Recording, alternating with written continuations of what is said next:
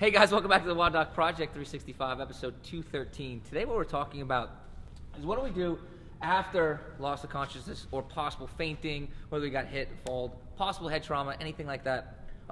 Today we're in competition where this came up, and that's why I think it's so important to be able to relay some of this information. First and foremost, any loss of consciousness, that person, whether it's your friend, your mother, your father, it doesn't matter, somebody you don't know, they are done from competition that day. Right? That's a rule that's kind of been implied every place, even if it was through a fainting accident.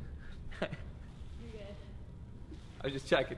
I felt like somebody was like behind. Even if it was through a fainting accident or anything like that. So guys, first and foremost, loss of consciousness, huge red flag, right? Happened for a whole bunch of different reasons. It happens a lot in the lifting world.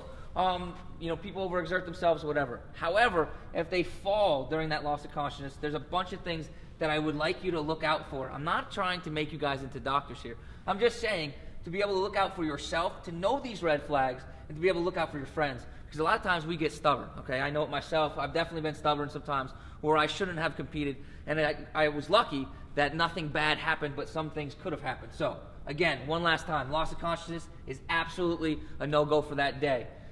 If, after you fall and there's a possibility of any head trauma, the first thing that we kind of look at is just balance, right? I mean, does your friend or do you feel unsteady? Do you feel woozy? Anything like that?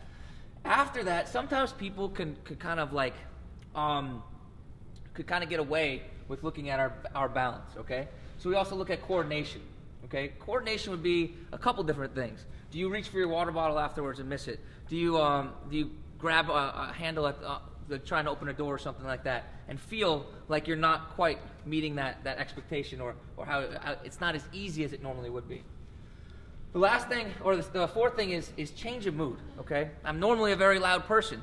If I was to do something where I could possibly have compromised at myself, got some type of head trauma, if I became very quiet or something like that, that should be a red flag for my friends, okay? In today's case, the person became very tired, okay? That's a change in mood. That's a change and a possibility that something could have happened that might have detrimentally affected the nervous system, okay? Next thing that we're looking at, other thing could be is they could go from either tired, they could change mood to angry, happy, either one of those type of things.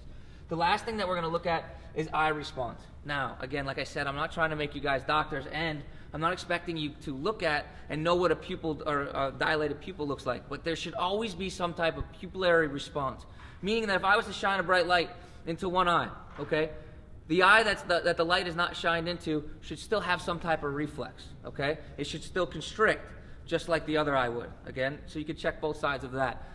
If you're not experienced with doing that, just practice with each other. You can see what you can see. Take the pen light or something like that, or your light on your phone. I just want to jump back really quick to balance. Now, these things seem really, really simple, and we're not trying to hurt anybody when we do this. But if you take something really, really simple, like with Joe. Hey, by the way, it's Joe's birthday. We had to get him on here. His birthday. He just turned 35? 25. Oh, no, that was it. 35, right? So something as simple as this. If I was here with Joe and there was a possibility that he could have had some head trauma or something like that, I'm worried about him, I want to test his balance, right?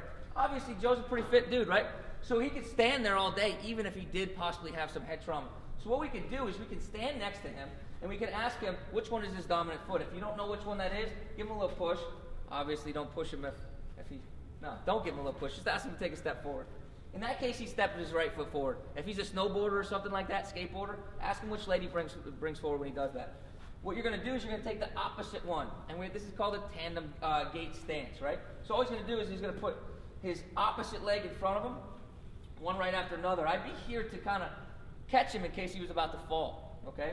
If he was going to do that, this should be a relatively untaxing exercise. It should be really simple. If he doesn't have any head trauma, he should be able to stand there. If he does, all right, and he starts wobble for me, ooh, right? Exercise is automatically over, right? But these, again, I just want to recap when I said it. That's what I want you guys to be able to notice. It should be really easy, but if it isn't easy, he's done, right? And sometimes in the CrossFit world, we're not in the opportunity where there's lots of medical professionals there or anything like that. So that's why it's still important for you to know those red flags. All right, so one more time. The first and number one thing that we care about, any loss of consciousness, okay, you're automatically done for the day. You yourself, it's just not worth it. There's no CrossFit event that is worth your overall health as you go on in life, right?